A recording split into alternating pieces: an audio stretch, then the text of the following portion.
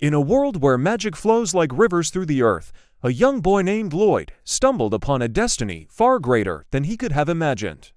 His story begins in the crumbling remnants of a ruined city, where he was found alone and trembling by a powerful sorceress named Meryl. She saw something in the frightened boy, a spark of potential, and took him under her wing to teach him the ways of magic. Meryl was a stern master, her lessons as unyielding as the elements she commanded. She began with fire magic, conjuring a blazing flame before Lloyd's wide eyes.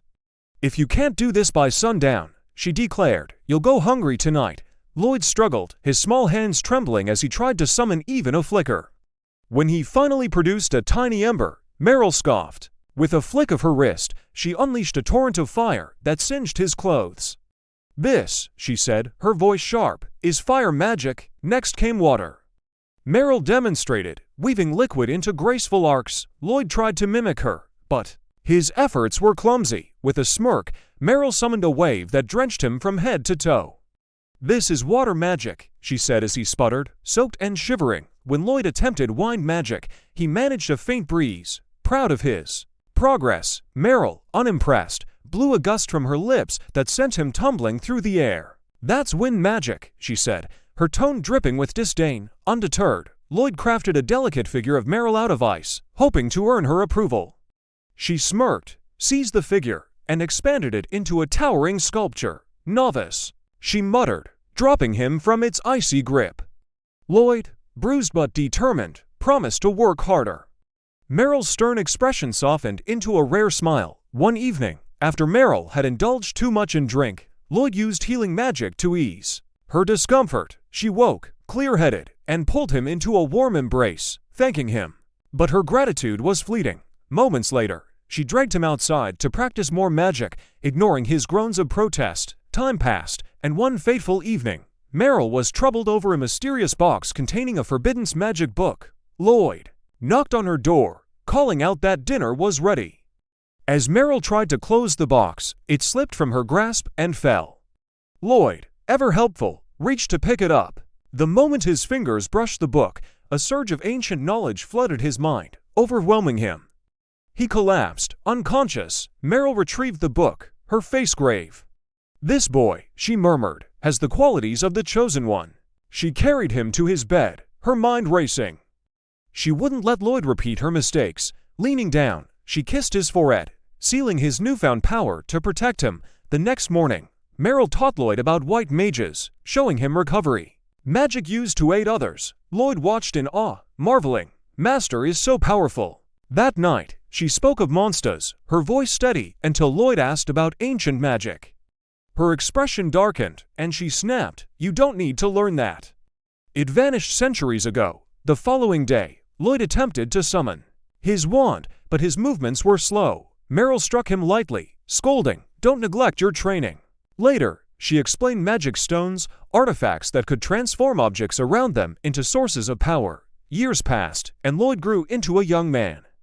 Meryl, ever the demanding mentor, took him to a dense forest, handed him a knife, and said, "Get home within a week." Then she left, alone. Lloyd faced a monster and fled, climbing a tree to escape its claws. Panting, he muttered, "White mage magic can't defeat monsters. I have to run." He wandered, using recovery magic to make fruit edible and hiding in caves to avoid predators. Day and night, he honed his detection magic, ate monster meat, and crafted new spells. One day, a massive spider dropped from above, its legs skittering. Sweat poured down Lloyd's face as he ran, the creature in pursuit. Desperate, he cast a spell to boost his speed, narrowly escaping. After days of struggle, Lloyd reached home. While cleaning, he found a book about a nearby town and asked Meryl to borrow it. She agreed. Later, she burst in, declaring, "Let's develop magic to stop aging," and dragged him outside. Another day, while he was doing laundry, she insisted he help improve recovery magic, pulling him inside. At dinner, she unveiled a new spell, but Lloyd's exhaustion showed. She kept him awake all night, relentless in her pursuit of progress. The next morning, Meryl found Lloyd's room empty. The book she'd lent him lay on his bed, and worrying gripped her. Lloyd, meanwhile, had ventured to a bustling town. The sight of so many people left him awestruck. He used his only coins to buy bread, but before he could eat, a paper flew into his face, someone smiled, and walked away. The paper advertised a call for adventurers. In the town, a hero's party battled a Cyclops, its massive club demolishing buildings. Lloyd watched, mesmerized. When the healer prepared to mend the wounded, Lloyd instinctively cast a buff, empowering the entire party. The archer struck the Cyclops' eye. The tanker blocked a blow, surprised at its reduced force, and the mage bound the beast with magic. The hero delivered the final strike. The townsfolk praised the hero, but the tanker knew Lloyd's support magic had turned the tide. The hero tossed Lloyd 5 coins, calling it a D-rank reward. When invited to celebrate, Lloyd declined, unable to drink. The mage bristled at his attitude, and the hero scoffed, "White mages can't help in battle." The tanker, however, saw Lloyd's worth. That night, Meryl drank alone until a guest arrived, Will, a man from her past. He revealed that Lloyd had joined the hero's party. Meryl nodded, admitting she'd orchestrated it. "It's time for him to see the world," she said. "As long as he doesn't grow arrogant with his power." Will asked if she still regretted her past. Her lips tightened. "I won't make the same mistake," she vowed. Will recounted a dark memory. A demon lord, desperate to seize the forbidden magic book, had nearly destroyed everything in a self-destructive blast. From afar, Will had watched as Sybil, a white mage, used ancient magic to revive those slain by the demon lord at the cost of his own life. In a stunning twist, it's revealed that Lloyd is the reincarnation of Sybil, the hero who saved the world. In the present, a street storyteller wove tales of the hero's party, claiming heroes were chosen by a holy sword. This time, it was Alan. During a battle with a minotaur, Alan struggled until Lloyd's buffs lightened the tanker's shield and empowered the team. The mage bound the beast, and Alan defeated it. Later, the tanker, studying defense, confided to Alan that her shield felt strange lately. "I feel stronger," Alan bragged, dismissing training. The tanker frowned, troubled by his arrogance. When a golem attacked soldiers, the hero's party was summoned. Alan boasted it would be easy. At the site, no golem was found, but Lloyd's detection magic led them to its lair. Alan defeated one golem, but another emerged. Lloyd spotted a demon wielding a magic stone, controlling the golems. He explained its power to the party, buffed Lulu, and instructed her to strike the demon. She smashed it through a wall. Lloyd ordered Mia to retrieve the demon's staff, which she teleported to him. Lloyd sealed it instantly, furious at taking orders. Alan ignored Lloyd's warning and charged the remaining golem. Lloyd teleported to push Alan aside, saving him, but Alan, enraged, expelled Lloyd from the party, calling him useless and an eyesore. Lloyd left, head bowed, believing he lacked skill. The others rejoiced, but the tanker was heartbroken. Lloyd tried joining other parties but was rejected. Feeling defeated, he overheard someone seeking an unaffiliated white mage by morning, a task deemed impossible due to her condition. She spotted Lloyd and, desperate, dragged him to join her party, pulling him into a new adventure. In a vivid flashback, the S-rank adventuring party, renowned for their prowess, embarked on an rank quest to dismantle a notorious bandit hideout. Brimming with confidence, the team consisting of the fierce leader Louis, the stalwart tanker Dagus, the precise archer Cross, the fiery mage Silica, and the supportive white mage Clum charged into the fray. However, Clum seemed distracted, her mind elsewhere as the battle began. Silica unleashed a blazing fireball, triggering a massive explosion that rattled the hideout, while Cross provided cover with a hail of arrows. Louis led the charge on the front line, her sword flashing, as Dagus shielded her from incoming blows. When Dagus struggled against a particularly fierce bandit, Clum's buff spell bolstered him, allowing him to hurl his opponent aside with newfound strength. Hidden in the shadows, the bandit leader watched in horror, awestruck by the party's overwhelming power. Cornered, he noticed the S-rank plate gleaming on Louis' neck and, in desperation, raised his staff to summon a towering golem. Louis charged the beast, but her blade failed to pierce its rocky hide, forcing her to retreat. She called out to Clum for a buff, but Clum, lost in thought, didn't respond. After a second, sharper call, Clum snapped back and cast the spell, empowering Louis to shatter the golem with ease. The bandits were swiftly captured, and Clum apologized profusely for her lapse, her face clouded with guilt. Louis, ever understanding, reassured her and gently asked about her sister, hinting at a deeper concern.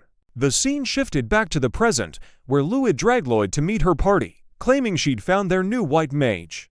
The team Dagas, Cross, and Silica stared in disbelief, assuming she'd failed to recruit anyone. Louis introduced Lloyd. Only to realize she didn't know his name, he shyly clarified it was Lloyd, and she presented him to the group: Dagas the tanker, Cross the archer, Silica the mage, and herself, Louis, the leader. She welcomed him warmly, but Lloyd hesitated, admitting he hadn't agreed to join yet. The team groaned, teasing Louis for dragging him along without explanation, and suggested declining their upcoming quest. Louis refused, insisting someone needed their help, and explained to Lloyd that they were the only S-rank party available, as others were occupied. Lloyd wanted to help but doubted his skills, fearing he'd fall short. Louis, undeterred, proposed a test in the forest to gauge his abilities, assuring him that if he proved capable, everything would be fine. Under pressure from their high expectations, Lloyd was tasked with casting buffs on the entire party, a feat the others deemed impossible. Stunned but determined, Lloyd drew his staff and silently cast 5 distinct buffs, shocking everyone. Louis, curious, asked where his staff came from, and Lloyd casually mentioned using storage magic when she questioned if he'd already cast the buffs. The team was floored by his incantation-less casting. To test the buffs, Louis swung her sword at a tree, felling it instantly, leaving everyone dumbfounded.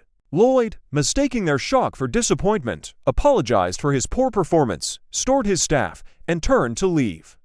The party stopped him, incredulous, as he revealed he'd been fired from a hero's party for lacking power. Stunned, they asked why their previous white mage, Clume, had left. Louis explained that Clum's sister, Sylvie, was gravely ill, and the burden of adventuring while caring for her became too much, leading her to step away to avoid hindering the team. Lloyd, intrigued, asked about Sylvie's illness, learning it was a rare condition that turned her body into magic stone. Recalling his master's teachings, Lloyd requested to see her. At Clum's house, she recounted how Sylvie fell ill during a quest to extract magic stone, attacked by a monster, and left unconscious. Lloyd, sensing an unpleasant mana in Sylvie's room, examined her and found her hands and feet transformed into magic stone. He hypothesized that a high-purity magic stone had pierced her, causing the affliction, and confirmed it by inspecting the wound, assuring Clume he could cure her. Despite her doubts, after advanced healing failed, Lloyd began absorbing the corrupted mana while simultaneously healing Sylvia, a complex, self-made spell requiring extraordinary control. Louis, amazed, asked Clume to explain, and she marveled at Lloyd's ability to cast two spells at once with flawless mana manipulation, a feat beyond ordinary mages. Slowly, Sylvie's limbs returned to normal, and she awoke, tears streaming down Clum's face as she held her sister's hands. Clume thanked them profusely, promising a meal in gratitude, and urged Lloyd to care for the party, though he reiterated he wasn't officially a member and felt inadequate. At dinner, the team thanked Lloyd for saving Sylvie, but he brushed it off modestly. Luth playfully smacked him, urging him not to downplay his deeds, and Lloyd, warmed by their acceptance, asked to join the party. They welcomed him joyfully, and Lua called for a celebration, her teammates teasing that she just wanted to cut loose. With Lloyd now among them, the S-rank party stood stronger, ready for their next adventure. A lively celebration as the party welcomes their newest member, Lloyd, into the fold. The table is piled high with mouth-watering dishes, and Lloyd's eyes practically pop out of his head at the sight. Louis, the party's spirited leader, grins and tells him it's their treat, so he can eat and drink to his heart's content. Lloyd, overwhelmed with gratitude, thanks her and dives in, his face lighting up with pure joy as he savors every bite. The other party members, Cross, Silica, and Dagas, watch in shock as Lloyd devours the food with unmatched enthusiasm. Lloyd can't stop raving about the meal, claiming it has a depth of flavor that makes him question everything he's eaten his whole life. The party, amused, tells him this place is just average, but Lloyd's mind is blown. Curious, Cross asks what kind of food Lloyd grew up with. Lloyd casually drops that he lived with his master, a woman who taught him magic. Her idea of cooking? Whatever grew wild in the garden, mushrooms from the forest, simple roasted meat from beasts they hunted. Silica, shocked, quips, "That's not cooking." Lloyd laughs, admitting that's why he started making their meals, but he's never managed to recreate flavors like the ones he's tasting now. The conversation takes a deeper turn as Louis asks about Lloyd's master, intrigued by the woman who taught him such incredible magic. The others lean in, curious too, and Silica wonders if she's a white mage like Lloyd. He shakes his head, explaining that his master was more combat-oriented, often causing explosions during her magical experiments. Silica asks how she taught him support magic if she wasn't a white mage. Lloyd's response? She's way more incredible than me. Silica's so impressed she declares she'd love to learn from her someday, but Lloyd quickly shuts that down, warning her to avoid it at all costs. A flashback hits, showing the grueling, hellish training his master put him through. Cross chuckles. She must have been a harsh teacher, but Lloyd softened and said she was kind, recalling her kind embrace, revealing a complex bond. The mood shifts as Louis calls for a strategy meeting, catching Lloyd off guard. He didn't even know about the quest. Cross suggests filling him in, and though Louis admits she's terrible at explaining things, she hands the quest notice to Dagas, who takes charge. He explains that their mission is to take down a pack of monsters wreaking havoc on local farms, which appear out of nowhere and trample crops. Lloyd, puzzled, points out that it's unusual for different monster species to form a pack. Silica confirms he's right, and Dagas urges the team to act quickly. Louis, ever the proud adventurer, declares they must help those in need. Cross raises a concern if they're facing a pack. It could be tough for him and Louis. But Louis's confident, saying it's Silica's time to shine. Silica, however, warns that her wide area attacks consume a ton of mana, and the monster numbers could be an issue. Louis turns to Lloyd, asking if he can use offensive magic. He admits he can, but it's not as strong as a proper mage's. Dagas steps in with a plan. He and Louis will draw the monsters into one spot. Silica will unleash her wide area attack to finish them.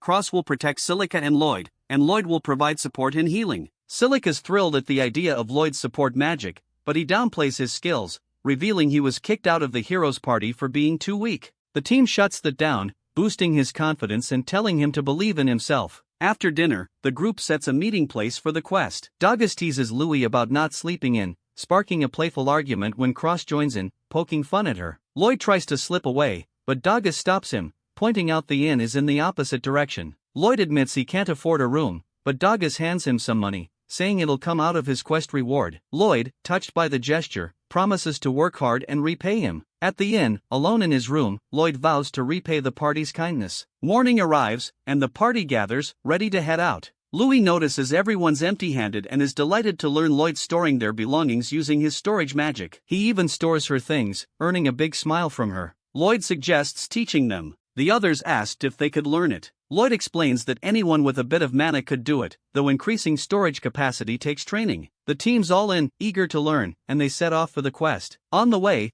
Dagas points out the demon realm across the mountains, adding a hint of foreboding. As they cross a rickety bridge, Louis, ever the strategist, distracts everyone with random questions to ease their nerves. The party plays along, laughing and answering, but when she asks Lloyd to tell a joke, he admits he doesn't know how. They make it across, and the team encourages him, building his confidence further. In the forest, we get a cryptic glimpse of a mysterious figure praying to a stone that emits unsettling mana, foreshadowing trouble ahead. Back with the party, they set up camp before the quest. Louis and Silica head off to wash up, and Lloyd offers to handle their chores, earning a thanks from Louis. While gathering firewood, Lloyd finds fruits that his master used to train him with. Nostalgic, he picks one, tastes it, and decides to share some with the others. Suddenly, a scream pierces the air. Louis and Silica, while washing, are cornered by a terrifying basilisk. Lloyd springs into action, hitting the monster with a fireball to divert its attention and shouting for the girls to run to the shore. He tosses Silica her staff and Louis her sword, even buffing them with support magic.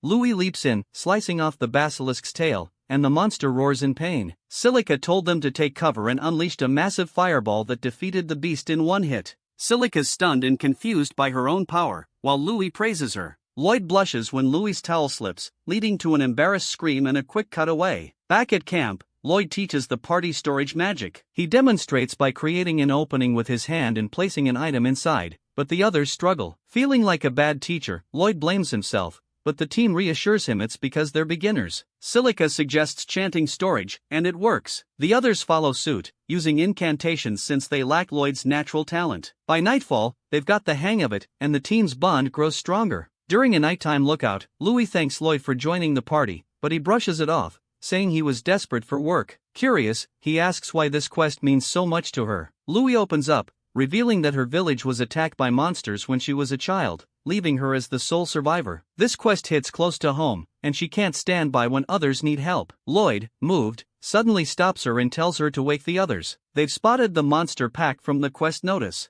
As the monsters approached them, Lloyd warned them and moved to retreat. Louis accidentally made a noise, alerting the monsters. A chase ensues, and a spider monster cuts them off. The party pulls their weapons from storage, ready for battle. The monsters attack, snatching Silica's staff, and the team is cornered. Lloyd buffs everyone, shouting for Louis to attack. She leaps into action, taking down one spider, while Cross recovers Silica's staff. Louis defeats another, and Lloyd directs Silica to unleash a fireball, with Cross assisting to burn the remaining monsters. Lloyd apologizes for giving orders, but the team thanks him, saying they'll rely on him moving forward. The next morning, the party packs their gear into storage and heads out, stronger and more united than ever.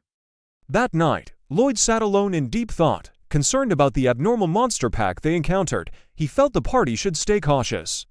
Louis approached him and offered to take over the night watch, worried about his health, but Lloyd refused, saying they should conserve their stamina in case something happened. Silica gently told him to speak up if it ever got too tough, and Lloyd nodded in agreement. The next morning, while the party was on the move, Louis seemed troubled. During a rest stop, Lloyd was off scouting the area. Louis approached and asked what he was doing. He calmly replied that he was using the skill search. Louis was surprised that Lloyd could use search magic, but he brushed it off, saying it wasn't impressive since he couldn't scan wide areas. She then asked if there was anything she or the others could do to help. Lloyd said there wasn't anything in particular. Disappointed, Louis walked away, clearly saddened. That night, Louis confided in Silica, saying that although Lloyd was undeniably talented, it felt like he didn't rely on them at all. Silica reassured her, saying it had been the same at first. Lloyd was still getting to know them. It takes time to build trust. Luth admitted that Lloyd seemed to know nothing about the world, yet knew everything about magic. She wondered how he had lived before. Silica told her he would open up one day. Later that night, Dogus asked Lloyd to help him with something while Cross took over the watch. Dogus was setting up a trap, which he explained were Clapper's devices that made noise when monsters approached. He told Lloyd to get some rest tonight. Lloyd hesitated, saying he couldn't use his search magic if he were asleep. Dogus then asked, "Do you not trust us?" Thinking Dogus was talking about the Clappers, Lloyd explained he was just being extra cautious. But Dogus pressed again. Did Lloyd trust the party? Lloyd answered that he did. Dogus reminded him that by doing everything himself, scouting and night watch, it felt like he didn't trust them. Lloyd admitted he was afraid of causing problems for the party if he didn't work hard, recalling something the hero had once told him. But Dogus made it clear the reason they formed a party was to accomplish things together that they couldn't do alone. He encouraged Lloyd to rely on them more. When Lloyd asked if that was really all right, Dogus smiled and said no one thought Lloyd was lacking, he should rest. Lloyd finally agreed, and they returned to camp. In the morning, Lloyd asked Louis to help him draw water. She happily agreed, and they went together. Meanwhile, elsewhere, a cloaked man reported that the Magistones had been set. Lord Michel, a nobleman, inquired about Ishtar's high-ranking adventurers. The cloaked man informed him that most were out on quests, leaving only low-rank adventurers and the hero's party in Ishtar. Michel smirked and said, "Let's see how the hero's party fares on their own." He ordered the cloaked man to inform their client that it was time, and then vanished. Back at the party, something felt off. Since entering the forest, they hadn't encountered a single monster. Suspicious, Lloyd used his search skill again, and this time detected monsters 10 kilometers away. Louis was shocked that could scan that far. Lloyd casually said, "That's not far at all," leaving her speechless. Worried he'd said something wrong, he fell silent. When they reached the quest destination, they discovered an abnormal pack of monsters. Lloyd noted he couldn't sense any other monsters nearby, which was strange. Silica commented that there should have been more spread throughout the forest. Suddenly, Cross noticed a strange black, glowing, stone-like object. Lloyd used a skill and identified it as a Magistone. Louis was surprised he could see it. Lloyd then cast a spell on the whole party so they could all see it too. Silica expressed concern about the black mist seeping out of the stone. Lloyd analyzed it and revealed that it contained the mana of beast folk. His master had once told him some beast folk use unusual spells to control monsters. Just then, Lloyd detected a horde approaching, thousands of monsters of all types. Cross suggested falling back, but Louis feared the nearby residents wouldn't survive. Lloyd declared they should engage, because he had a plan. He asked Cross if he could shoot the Magistone. Cross said he could hit it, but wasn't sure if he could break it. Lloyd told him he'd handle the buffs. Cross readied his bow, and Lloyd cast a bouffon him, his bow, and his arrow.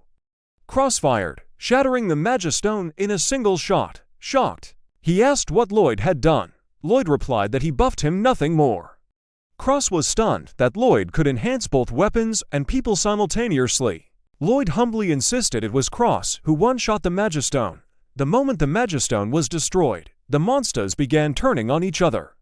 Lloyd hoped that would stop the horde, but instead, they charged toward the party. Lloyd told them to wait until the monsters got closer, then signaled Silica to attack. She unleashed Firestorm, incinerating a large portion of the enemy. Louis, stunned, asked what Lloyd did to Silica. He explained he had buffed her spell's power and reduced its mana cost. He asked Silica if she could continue, and she confirmed she had enough mana for about 5 more casts. Lloyd then rushed over to Cross and told him to take down the flying monsters, enhancing his vision. Cross, now fully buffed, began sniping the airborne threats with ease. Lloyd ran back to Silica for the final phase. She warned him she was almost out of mana. He took her hand and transferred his mana directly to her, telling her to finish it. Silica summoned clouds and made it rain, ensuring the forest didn't catch fire from the destruction. Then, completely drained, she collapsed. Dogus caught her and praised her efforts. Louis told Lloyd and Silica to rest, saying they'd take care of the rest. Lloyd, finally relaxing, collapsed and muttered that he'd never been this exhausted in his life.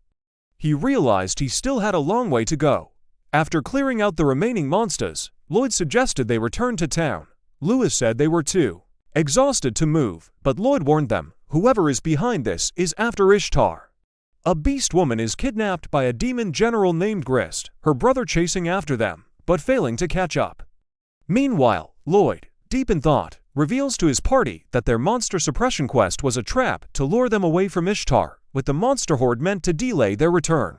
Cross points out that the hero and knights are in Ishtar, though, but Degas agrees with Lloyd's hunch, growing more convinced the more he thinks about it.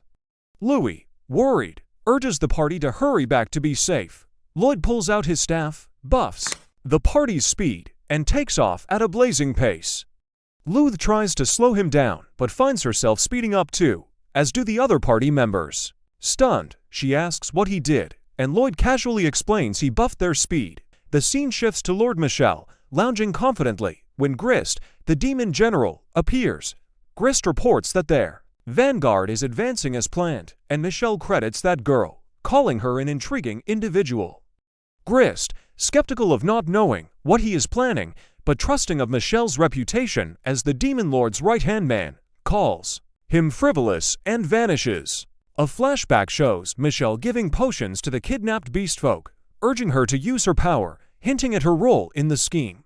Back with the party, they stop to rest and drink potions. Silica asks Lloyd if it isn't so much burden since buffing drains his mana. He shrugs, saying you get used to it with constant use. Curious, she asks if he's used to it before, and Lloyd shares a glimpse of his past. His master once left him in a forest to find his way home as training.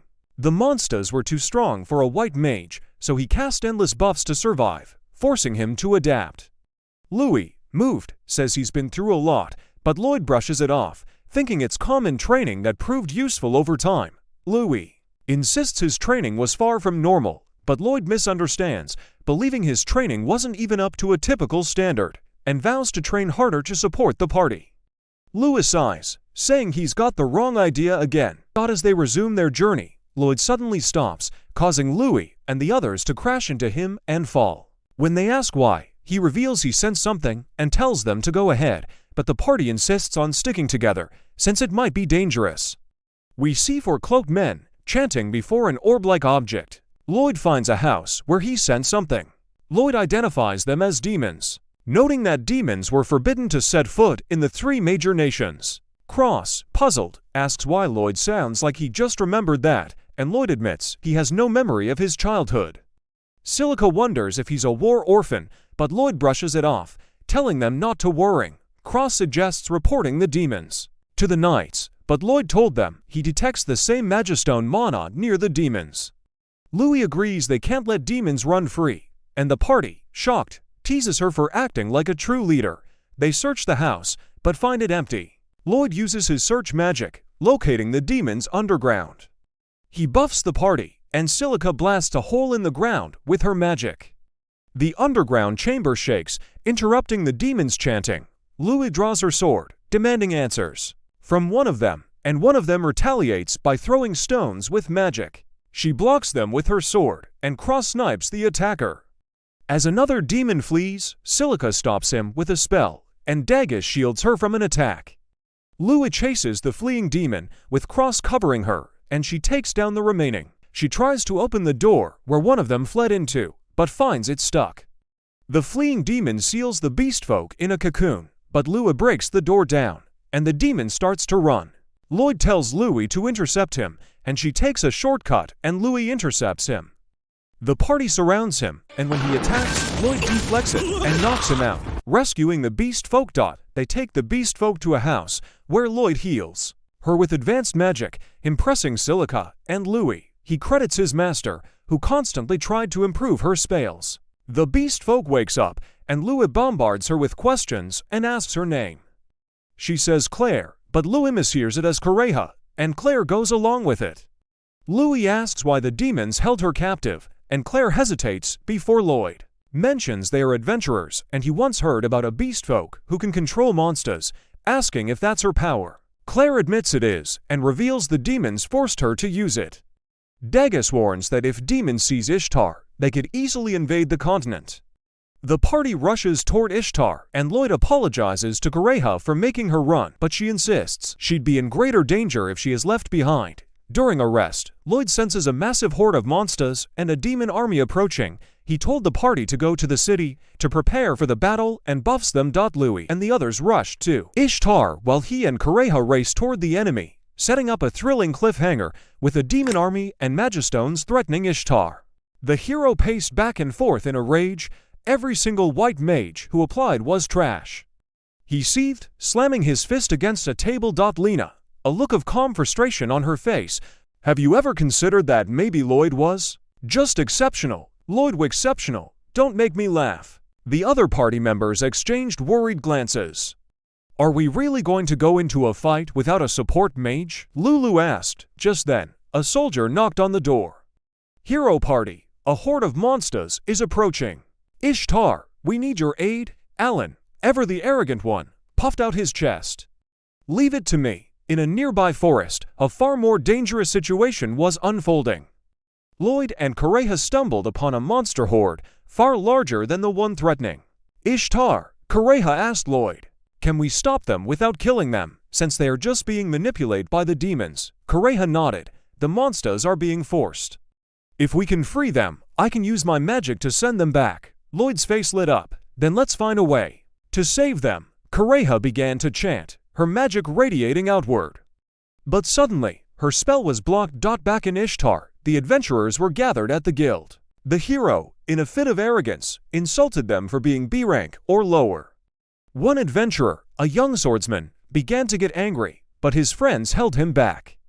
He's the hero, they whispered. The guild leader stepped in, his voice firm and calming. Everyone, please, let's hear the plan. The hero, his arrogance now on full display, announced, first, the mages will unleash their most powerful spells for a big, showy blast.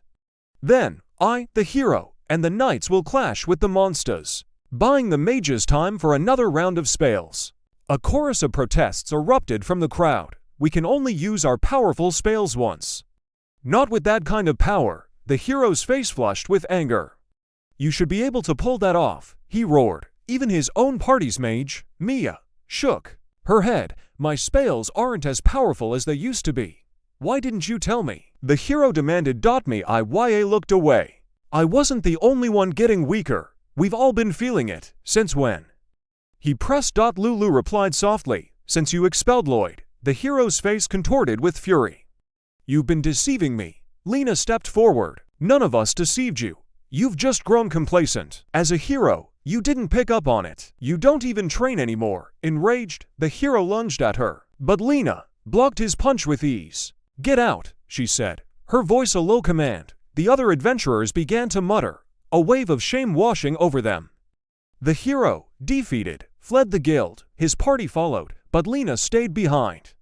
"I'll fight with you," she announced, her eyes filled with determination. Meanwhile, in the forest, Lloyd and Kureha had a breakthrough. They found magistones that were interfering with Kureha's spell. "There are multiple magistones," Kureha explained. "If we don't destroy them all, I won't be able to control the monsters." Lloyd used an advanced search spell to locate the other magistones. With his magic, he concealed their presence, and they moved forward.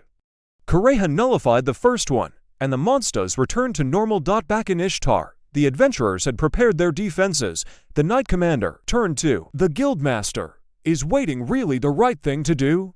The Guildmaster had a flashback. Lena, her voice ringing with conviction, was telling the adventurers, "We should wait for Lloyd. He was the cornerstone of the hero's party." "But why did they kick him out?" an adventurer asked. "They were blinded by the hero's title," Lena explained. "They didn't realize it was all thanks to Lloyd's support magic. With his help, we might just be able to turn the tide." The Guildmaster shook his head. "Lloyd isn't in town. He's out on a monster-slaying quest with an S-rank party." The monster horde finally arrived. The archers fired their arrows, and the mages launched fireballs. Lena and the other tankers pushed the monsters back, forcing them into a moat where mages used aquawave spells to wash them away. In the forest, Louis and the others stopped to rest, their mana depleted. After a brief rest, they began marching toward Ishtar again. Lloyd and Kureha, however, were still busy. They found another magistone and nullified it. The monsters, now free, began to fight each other. In the chaos, the magistone was destroyed, causing Kureha's invisibility magic to fade. In that instant, Lloyd used a firework spell, making the monsters turn their gaze upon him. In Ishtar, the adventurers began to take serious damage.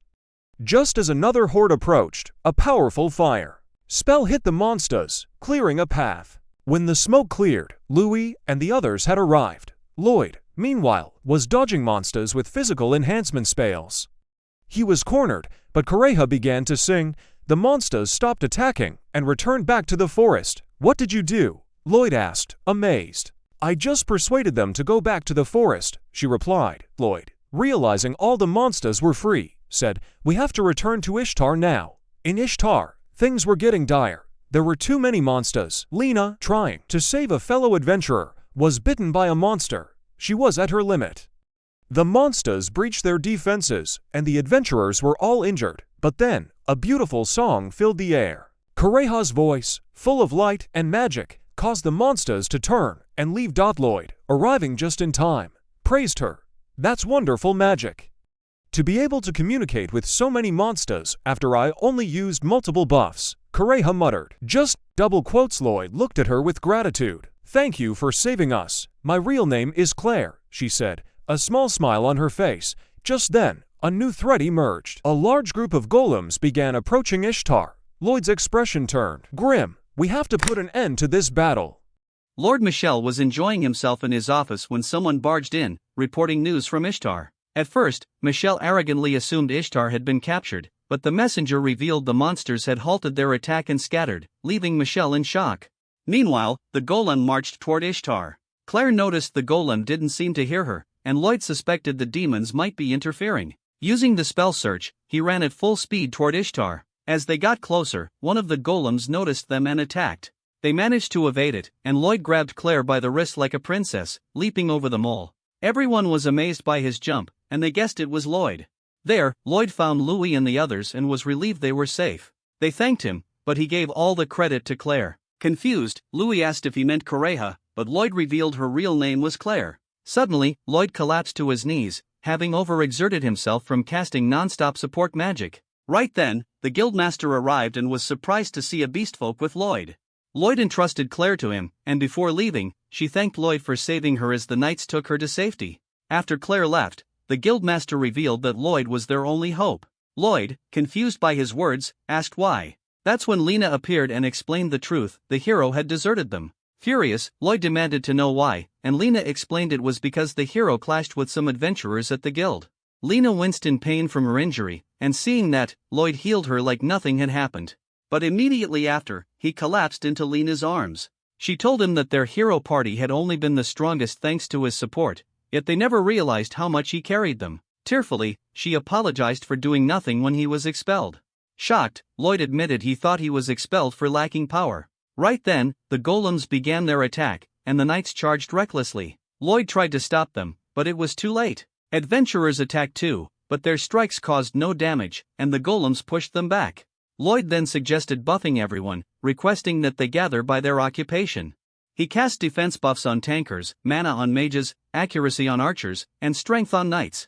He warned that the effects wouldn't last long, meaning they had to win quickly. Louis climbed a tower and shouted that Lloyd had buffed everyone, encouraging them to fight. When one of the golems attacked, Lena blocked it with ease, and Louis slashed it in half. Their actions inspired the others, showing the power of Lloyd's buffs. Morale soared, and Lloyd instructed his party to help the adventurers, entrusting the fight to them. Escorted back to the fortress to rest, he watched as the mages and archers combined their spells to destroy golems. Dagas defended Silica as she unleashed her magic, and gradually, they gained the upper hand. But when the final golem remained, Lloyd's buffs wore off, and the golem stopped taking damage. The knights panicked and ran. As the golem prepared to strike Louis, who was defending the fortress gate, Dagas leapt in to block but was slammed to the ground. Seeing this, Lloyd used the last of his strength to buff Louis' sword. Louis asked Lena and Dagas to assist, and after they blocked the golem's punch, he jumped and sliced it in half. The adventurers cheered their victory as Lloyd fainted with relief. From afar, Meryl's old acquaintance observed, admiring Lloyd's achievement before leaving. Meanwhile, Demon General Gris stormed into Michelle's office, enraged that Claire had been taken and the mission failed. But to his surprise, Michelle had fled. Furious, Gris destroyed the office and swore revenge on whoever interfered. The next day, Lloyd woke up. Louis told him he had been asleep for a whole day, and he apologized for worrying her. She led him to the door, and when he opened it, the townspeople hailed him as their savior and hero. Overwhelmed, Lloyd shut the door immediately. Louis asked why, and he admitted he had poor communication skills and hated being praised. She tried to push him outside again, but Lloyd fled by jumping from the window, dodging the crowd. Meanwhile, Will visited Meryl's house, but before he could enter, the door exploded. He emerged unscathed, smirking at the warm welcome. Meryl praised his survival, but Will brushed it off as a trade secret. Inside, he found his old colleagues Thor and Lily. Lily called him the Phantom Alchemist, but Will denied it, saying he only focused on gathering information now. Meryl asked about Lloyd, and Will casually revealed that Lloyd had been kicked out of the hero party and had since joined an S-rank party. Smirking, Meryl said it would serve as good training for him. Meanwhile, Lloyd was hiding from the townspeople when his party found him. He asked why everyone was chasing him, and cross-joked they didn't want to eat him, they just wanted to thank him. But Lloyd belittled himself again, only for Lena to reassure him that he was stronger than the hero. The others agreed. Elsewhere, Will mentioned that Lloyd didn't realize his true potential, and Meryl muttered that she didn't want him repeating her mistakes. Eventually, Lloyd met with the townsfolk, who showered him with praise, calling him the hero of Ishtar. News of this reached the heroes' party, and Alan was furious. His title as hero was at risk for refusing the emergency mission. He ordered his party to pack up and leave town. The girls were confused, but Alan simply didn't want to stay where Lloyd was hailed as a hero instead of him.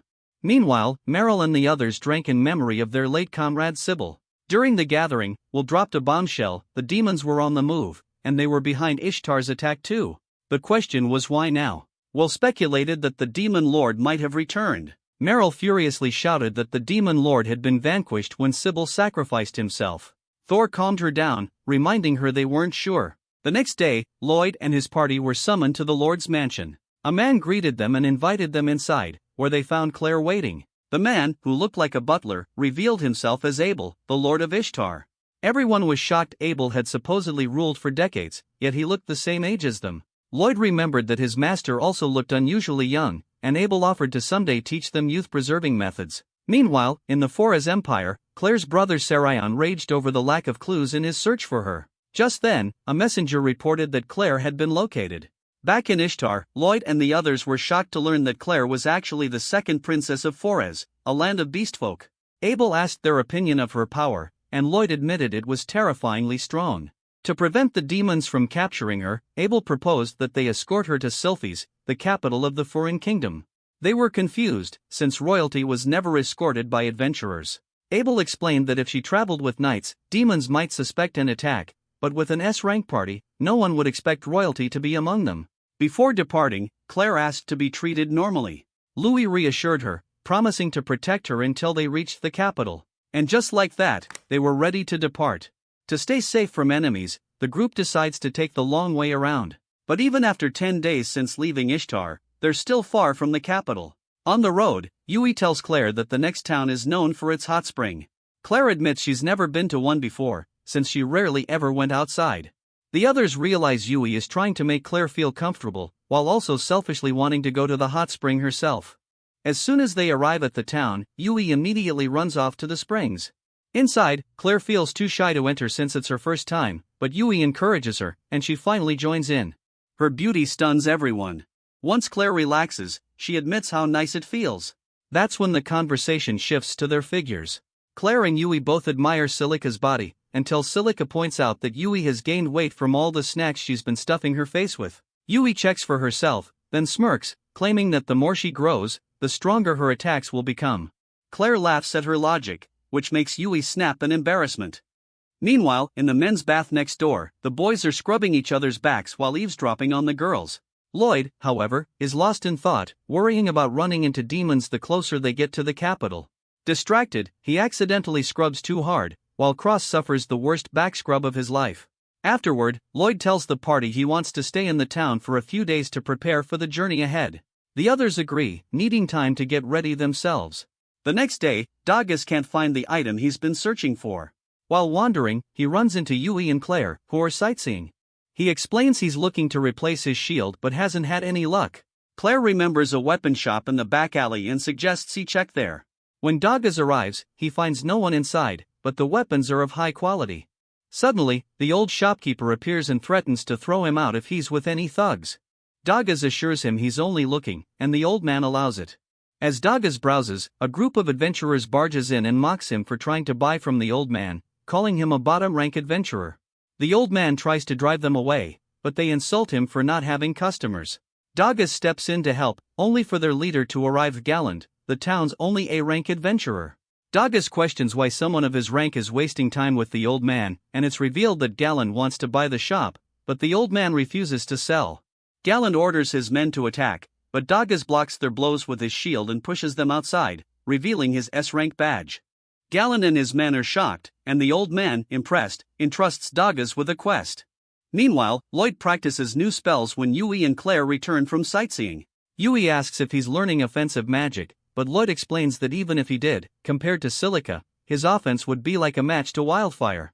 He praises her as one of a kind. At the same time, Silica is in the forest training to become stronger. She tries to compress mana and make it explode, but it escapes her control, and she fails. She prepares to try again. Yui explains to Claire that Silica has been called a prodigy since childhood, a gifted mage who trained relentlessly even when others already considered her a genius. Back in the forest, Silica keeps failing, but she doesn't give up. After repeated attempts, she finally succeeds, but stumbles and accidentally triggers a bigger explosion. Exhausted, she decides to stop for the day. Just then, she hears something in the bushes. It's Dagas. He explains that the shop owner showed him the Great Shield Aegis, forged by the legendary blacksmith Lioness. But before handing it over, the old man requested that Dagas confirm whether a monster was nearby, since townsfolk had been hearing explosions all morning. Dagas followed the noise and found her there. Silica fumes at being mistaken for a monster, but when Dagas points behind her, she realizes she accidentally evaporated the hot spring. She quickly restores it to normal, then accompanies Dagas back to the shop to apologize. The old man reassures her that it's fine and keeps his word, granting Dagas the shield. Back at the inn, Dagas proudly shows the party his new weapon. Silica, meanwhile, reveals she has mastered a new spell. Yui eagerly asks her to demonstrate later. Dagas tries to stop her, but Silica silences him with a death stare. Cross feels pressured to prove himself too, but Yui tells everyone not to rush. Instead, she drags Claire off to a restaurant to eat. The next day, Cross is depressed after Dagas and Silica accomplished something while he didn't. Lost in thought about buying a new weapon, a kid bumps into him. His name is Lin. Cross lends him a hand, apologizes for not paying attention, and notices that Lin is an adventurer. Cross introduces himself as one too, and to his shock, Lin bluntly asks him to form a party together.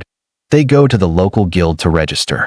Lin thanks him for joining, while Cross recalls how he couldn't turn him down after Lin begged him. Cross warns him that as archers, their class isn't suited for beginners. But suddenly, guild members start muttering that Lin bringing in a teammate will only drag them down. Lin apologizes for forcing Cross to team with a failure, but Cross calms him by admitting he himself is stuck at his rank. Hearing that, Lin regains confidence and calls Cross his brother-in-arms. Meanwhile, Yui continues her touring, thinking only about food. She remembers Silica mentioning she was gaining weight but brushed it off with more weight, more attack. Her attention shifts when she sees a noble lady trampling a poor boy just for splashing mud on her dress. The kid apologizes, but no one helps since she's heir to House Windy, a powerful noble family. Her guard draws his sword to strike the boy, only for Yui to step in, mocking the noblewoman as an old hag. Yui tells her not to disgrace herself by snapping at a child. Furious, the lady orders her guards to eliminate Yui and the boy. Yui tells the kid to run, then draws her sword from storage to block the incoming strikes. While this happens, Cross and Lin take a quest to defeat a red slime. Cross pulls his bow from storage, shocking Lin. When asked how, Cross says it's the only spell he's good at. He shatters the slime's core with precision shots and tells Lin to try. Lin struggles, missing every target, leaving Cross at a loss for words. Back in town, the noble fumes as her guards fail against Yui. The crowd begins to recognize Yui as the young adventurer who reached S rank. Yui warns the guards to leave, but the noble has hidden a mage among the crowd, who ambushes Yui with mana-draining chains. Laughing, the noble mocks Yui's weakening state as her guards prepare to finish her, until a mysterious figure intervenes, but she mocks them for ganging up on one girl. The noblewoman warns her not to interfere, but in a blink, the girl disappears and reappears, dropping all 4 guards unconscious. Yui, freed from the chains, admires her speed. Enraged, the noble throws a tantrum, only to be cowed to her knees by the mysterious girl's aura. Later, Yui thanks her savior, who replies she only did what she thought was right. When Yui presses her for advice on becoming strong, she tells her not to rush. Suddenly, Yui brings up Lloyd, calling him an incredible white mage in her party. The girl is surprised to hear his name. Yui explains she wants to grow stronger, so she won't rely on Lloyd alone. Hearing this, the mysterious girl removes her cloak, revealing herself as Rose, Merrili's old acquaintance. She offers to train Yui. Meanwhile, Lloyd is overwhelmed with ideas for new creations, but none bear results. Silica, Claire, and Daga's worry he's running himself ragged. Daga suggests he get some fresh air, and Claire volunteers to show him around town, at the same time. Rose warns Yui not to trust strangers so easily. But Yui insists she's a good judge of character and asks for her name. Rose gives the alias Lilith. Yui remains suspicious, but trusts her gut. When Rose draws a massive sword from storage, Yui vows to learn the secret of Lilith's strength. Elsewhere, Claire and Lloyd share dumplings. Lloyd flips the question, asking if her animal communication magic is ancient magic. Claire freezes, shocked. Lloyd explains he only assumed such power must be ancient, and wonders if it can be learned. Claire says no. Ancient magic only appears once every few centuries, in a chosen user. Anyone else who tries risks divine punishment, as happened in the past to Sybil. Hearing this, Lloyd drops the idea. Back with Cross, he continues training Lin. Despite missing shots at first, Lin quickly improves and finally pierces a red slime's core. Cross is surprised by his progress, and they complete the quest. Meanwhile, Rose demonstrates Yui's first training task, cut down a tree without moving. Confused, Yui thinks it's a riddle, but Rose shows her by coating her blade in mana and sending it flying. Motivated, Yui attempts the same. Later, Cross and Lin finish their hunt, but on the way back a Lanamagra monster appears. Lin panics and suggests retreating, but Cross fires arrows, failing to pierce it. Lin urges him to use rapid shot, focusing arrows on one spot. Cross takes the advice, and the monster finally falls. They haul it to the guild, earning praise. Outside, Lin thanks Cross for the lecture, but doubts his low rank. Feeling guilty, Cross reveals his S-rank plate. Lin is stunned and apologizes non-stop, back with Yui. She struggles to code her blade in mana, while Rose calls it easy. Frustrated, Yui questions Lilith's strength. Rose asks why she wants to grow stronger, and Yui admits she thought reaching S-rank meant enough, but meeting Lloyd proved she's far behind. At that moment, a monster charges Rose. Without thinking, Yui moves and unleashes a mana-coated strike, slaying it. Thrilled at her success, she suddenly collapses into sleep. Night falls. The others worry when Yui is late, until a knock reveals her asleep at the door. Rose leaves as Yui is carried inside. The next morning, the group prepares to depart for the capital. Lloyd sulks over his lack of new spells, listing only improvements to old ones. The others give up on cheering him. At the same time, Rose secretly reports Lloyd's condition to Merrily, who throws a tantrum, angry she wasn't the one to see him herself. That wraps up today's recap. What do you think about this episode? Drop your thought in the comment.